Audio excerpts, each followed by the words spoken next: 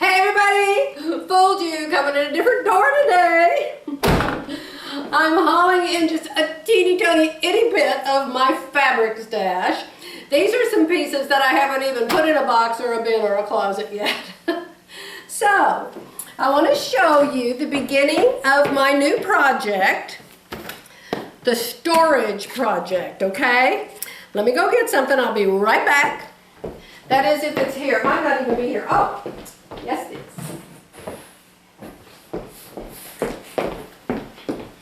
Okay, so here's the deal, Neil. This is what it starts out like. See here? It is 30 inches by 40 inches. And they come 25 sheets in a carton. This particular brand is called Elmer's, okay? Now, 2 of them had some damage. You can see here there's a dent in this one, and it goes all the way through to the back. And so I called Quill. If you buy it from Quill, Quill is really, really, really good about fixing problems. And so I said, 2 of them have some damage. It's slight, but they are damaged. And so they figured out what 2 out of 25 would cost, and they gave me back 10 bucks for the 2 of them. So, very nice. So the next thing is, how do you cut them? And you can see here I have this cut.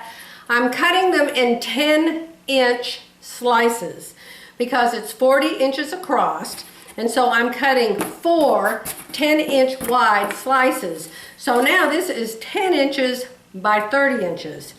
And then I'm cutting the 30 inches in half. And I have figured out so far that even the 60-inch wide will wrap around a 15-inch wide, tall piece of this foam core board. I do not have the bookshelves yet, but the bookshelves are just going to have to adjust to take a 15-inch piece because that's what I need them to be. So the next problem was, how do you cut the stuff? Terry mentioned to me that she has a X-Acto knife that you plug in and it heats up. I don't know if that would be any use on this or not. I mean, it's not wax or something that melts, so I don't know if that would be good or not. I started out using my big rotary cutter, the one that has the biggest blade, and trying to roll it through here. That didn't work good. I don't know, for some reason, even though it was up against a straight edge ruler, it didn't want to go straight and it was driving me crazy. So, what I ended up doing was getting a ruler, quilting rulers, oh yes, get a quilting ruler. I'm lining it up at 15 inches. And then I'm taking this. This is not an X-Acto knife. Well, it might be. It's called a rotary point cutter by Olfa. I've never cut a point with it. So I guess it's because it has a point. Maybe it's because it has a point. I don't know. But anyway, that's the closest thing I have to an X-Acto knife till my husband gets home. So I have decided that it works pretty good. It's really hard, even with the ruler, to stay on the line. You have to make funny faces and squeeze your eyes. And you have to say noises like that. The neighbors don't hear you. See? It's cut in 2 pieces now. And so even though this piece has damage and they gave me my money back, I'm still going to use it because it's going to be covered up with fabric and who's going to care, right? And I told them that. They said, can you use it at all? And I said, yeah, I can probably use it, but it is damaged. So they still gave me my money back. So here's the thing you do next. The thing you do next is you take your fantabulous, amazing cotton stretch cotton fabric that I just got from Louise Cutting. It's also known as Cutting Line Designs. Louise Cutting, she carries beautiful fabric. And remember the blue I showed you the other day? So what you do is you fold it in half and match selvage to selvage.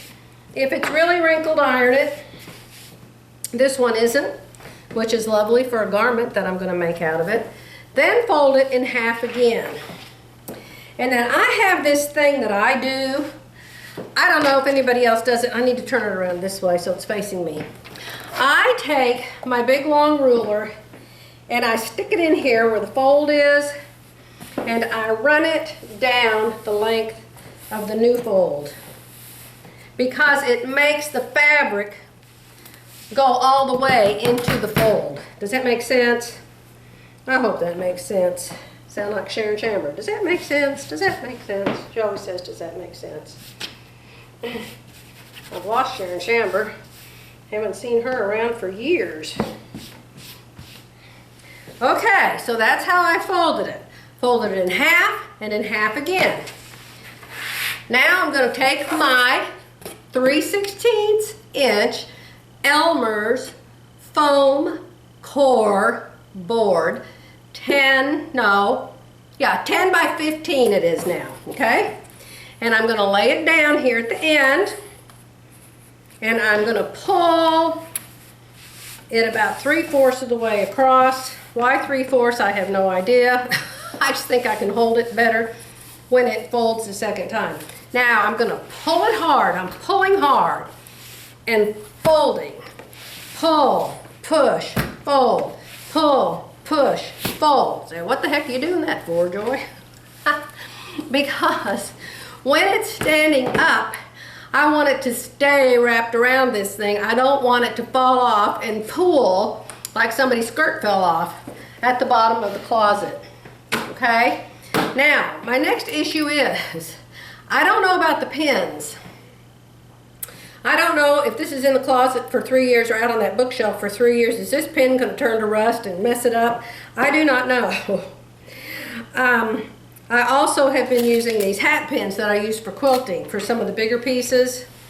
I don't know, and I don't know how to research that. If any of you know, maybe I need to order stainless steel pins or something, okay? So I put 2 pins in, and here it is, ready to put on my bookshelf. Next to this one, and this one, and this one, and this one. Okay, so let's see. My shelf is 32 inches wide. And so far, let me get my ruler and see how much space this takes up so far. Of course, I'm going to put them in there really tight. This takes up 4¼ inches, okay? So I've got 1, 2, 3, 4, 5 pieces, and one of this is yards of denim. I've got 5 pieces, and it takes up 4¼ inches, okay? So these will all be lined up. I'm gonna put all the cottons together and all the stretch knits together. And I've got 2 shelving units coming, and each one is 32 inches wide or 30 inches wide, something like that. And so that means I'm gonna have 60 inches wide, and I'm gonna have, I don't know, maybe 4 sections of that. We shall see, we shall see. My bookshelf will be here tonight. So if Jerry's not too tired when he gets home, maybe we'll start putting it together, and I can show you tomorrow how they fit in the bookshelf, okay? But is this cool or what? And look, it stays. Oh, well, it's sort of, if I shake it real hard, it'll fall down. But standing up on the shelf with all this fabric next to it, it's not gonna fall. And can you tell what it looks like? Yes, you can tell what it looks like. Really easy.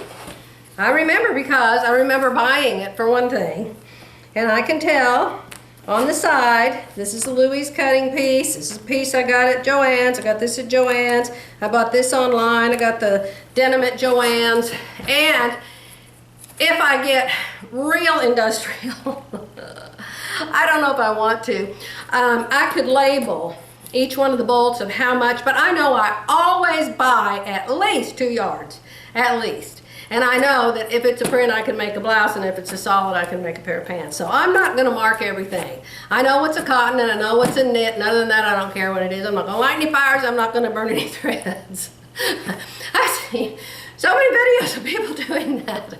It's like, I don't even get it, but whatever. This is it.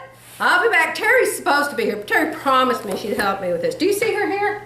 Do you see her here? I don't know, maybe she's hiding under the quilt table. Who knows? But she isn't here.